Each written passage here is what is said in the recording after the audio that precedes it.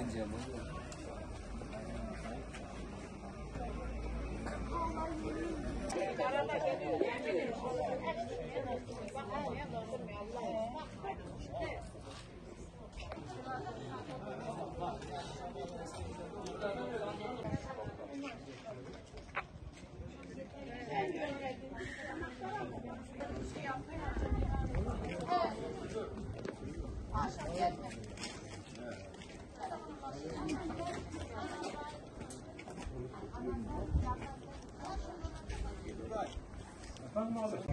Kokusunu görüyoruz.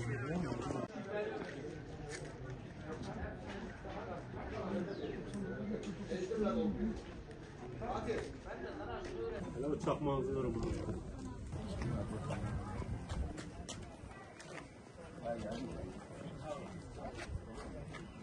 Buna git de şuradan bir bak hele. Kevre.